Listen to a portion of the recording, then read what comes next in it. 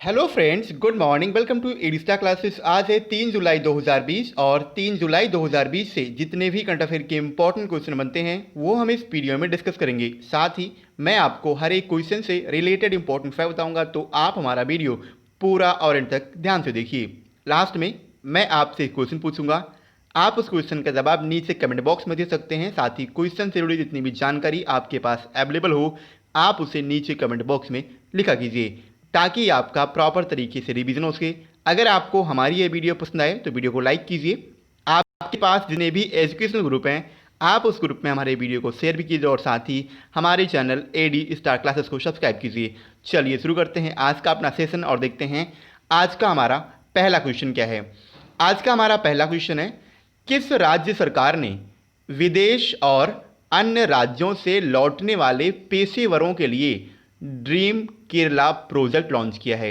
अभी हाल ही में केरल गवर्नमेंट ने विदेश और अन्य राज्यों से लौटने वाले पेशेवरों के लिए ड्रीम केरला प्रोजेक्ट लॉन्च किया, यानी इस क्वेश्चन का ऑप्शन बी सही है, केरल।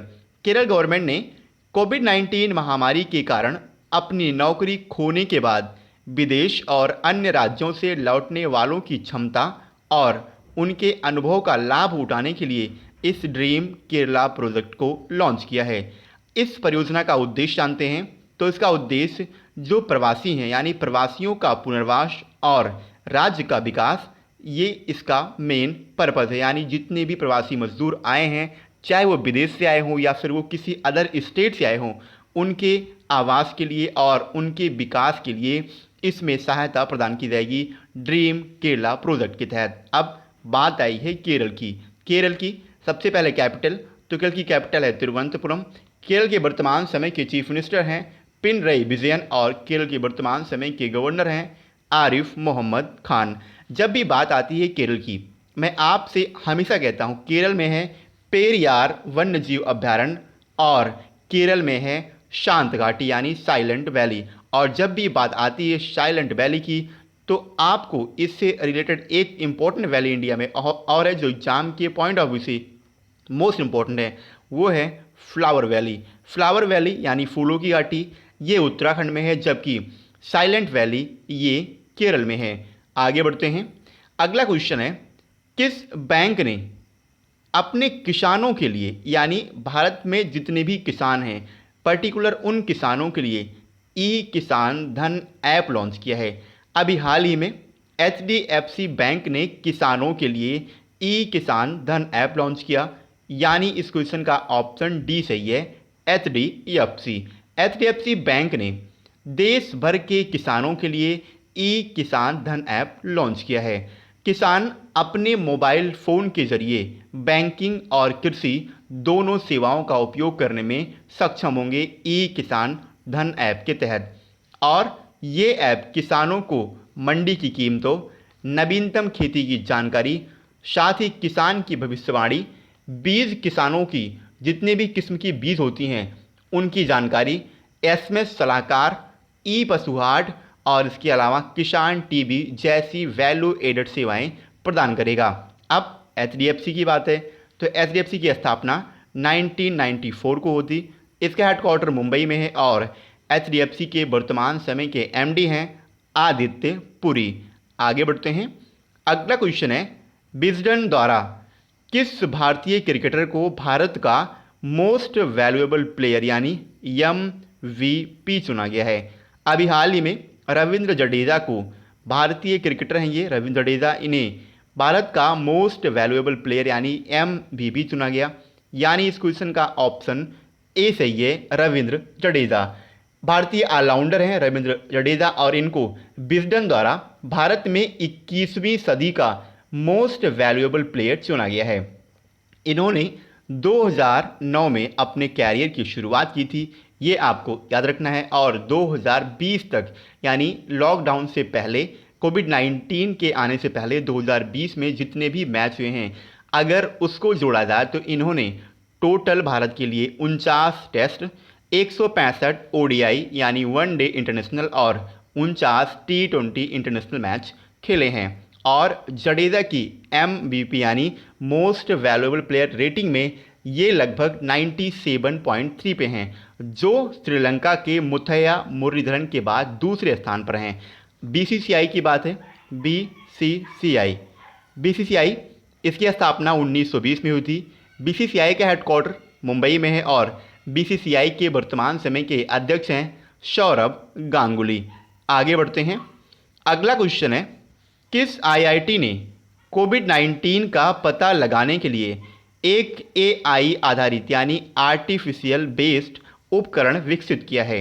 अभी हाल ही में आईआईटी गांधीनगर ने कोविड-19 का पता लगाने के लिए एक आर्टिफिशियल बेस्ड उपकरण डेवलप किया, यानी इस क्वेश्चन का ऑप्शन सी सही है, आईआईटी गांधीनगर।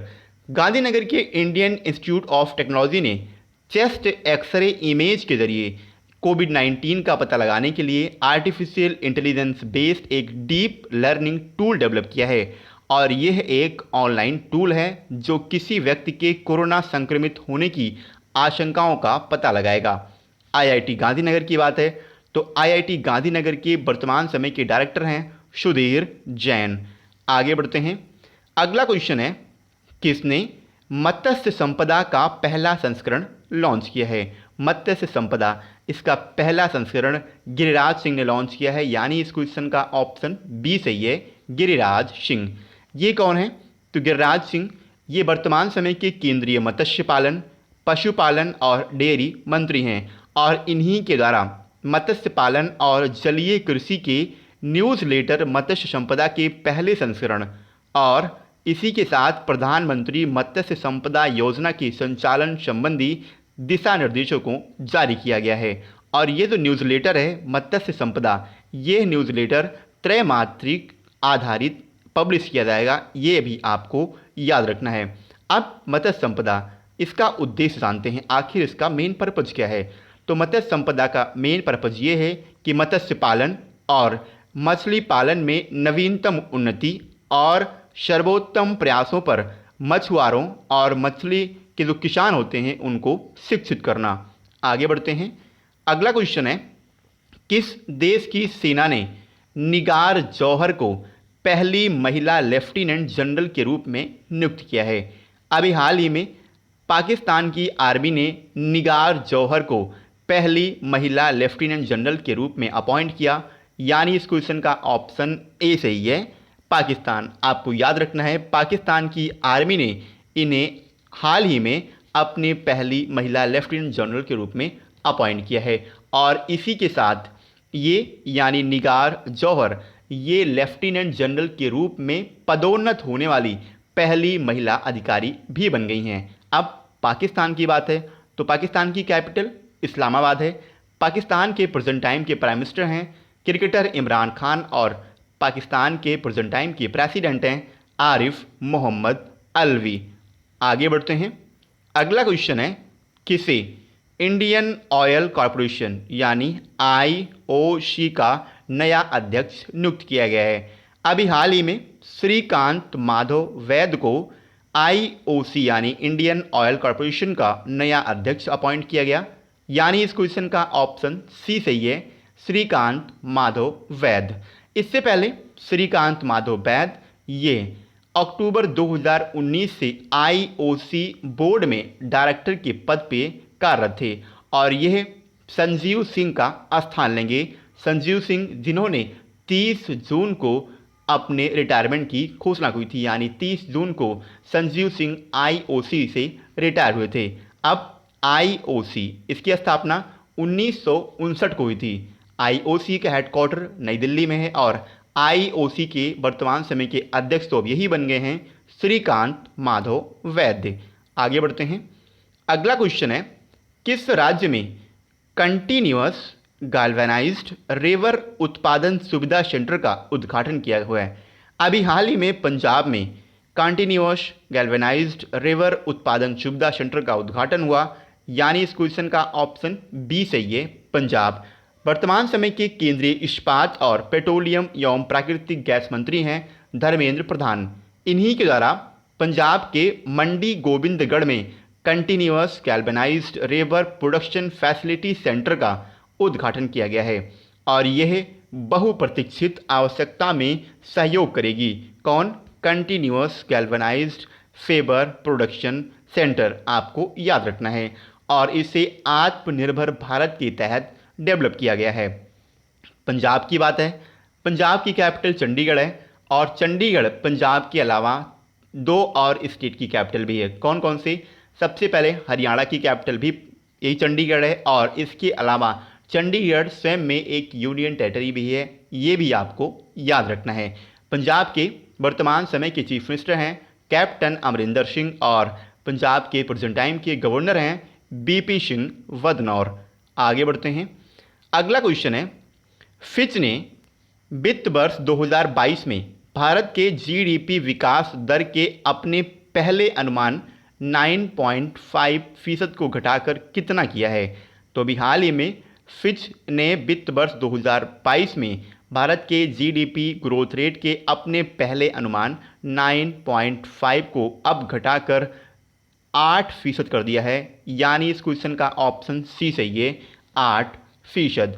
फिच ने हाल ही में जारी किए अपने ग्लोबल इकोनॉमिक आउटलुक रिपोर्ट के जून अपडेट में फाइनेंशियल ईयर 2022 में इंडिया की जीडीपी ग्रोथ रेट को 9.5 से घटाकर अब 0.8% कर दिया है। 0.8 नहीं है, ये 8% है, आपको याद रखना है। इसके अलावा फिच ने भारतीय अर्थव्यवस्था के फाइनेंशियल ईयर 2022-23 में 5.5% की दर से भारत की इकोनॉमिक कंडीशन को बढ़ने का अनुमान भी लगाया है। आगे बढ़ते हैं। अगला क्वेश्चन है, शशांक मनोहर ने किस क्रिकेट संगठन के अध्यक्ष पद से इस्तीफा दिया है? शशांक मनोहर, इन्होंने आईसीसी के अध्यक्ष के पद से हाल ही में इस्तीफा दे दिया, यानी इस क्वेश्चन का ऑप्शन बी सही है, आईसीसी। आईसीसी यानी इंटरनेशनल क्रिकेट काउंसिल।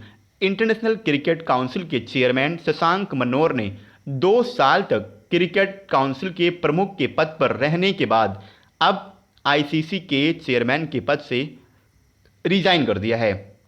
साथ ही आईसीसी बोर्ड ने यह फैसला किया है कि मनोहर का उत्तराधिकारी चुने जाने तक जो बीसीसीआई आईसीसी के वर्तमान समय के उपाध्यक्ष हैं इमरान ख्वाजा, अब इमरान ख्वाजा ये आईसीसी के अध्यक्ष के पद पर अतिरिक्त पदभार संभालेंगे जब तक आईसीसी का मुख्य अध्यक्ष नहीं चुना जाएगा तब तक। कौन?